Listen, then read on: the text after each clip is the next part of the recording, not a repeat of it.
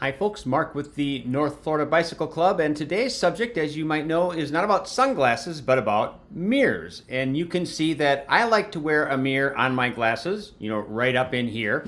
There's different types of mirrors. There's the mirrors on your glasses. You have another one that's very similar to the one on the glasses. I'll take these off for now.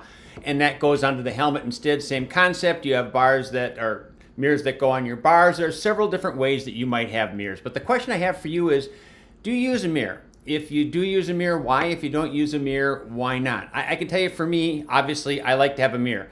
I have tried a couple of times to acclimate myself to using the radar, which I have, and no mirror. And yeah, you can look over your shoulder, but I just can't get used to not being able to see behind me and see, great, the radar tells me there's a car coming up, but what is that car doing? Or what about people in the pace line behind me? I just like seeing that. I'll tell you the two things I don't like about a mirror, at least on the glasses like I wear mine, is that it does block your view to the left just a little bit. So if you're making a left-hand turn, I've got to make sure that that mirror is not blocking something.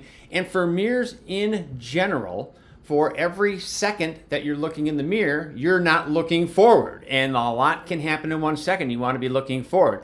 But ultimately, I find that the ability to see behind me is kind of worth that second, but that does concern me a little bit. I don't care for the mirrors on the handlebars, which would solve the problem of blocking, because to me they're a little bit too small and it shakes a little bit.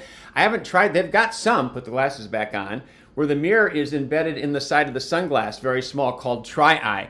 I know a couple people have those and they like those. I just haven't tried that yet. That would certainly solve the obscuring vision. But I like to have a mirror. But as I said, what about you? Do you like a mirror? If you do, what mirror do you prefer? And if you don't ride with a mirror, then why not?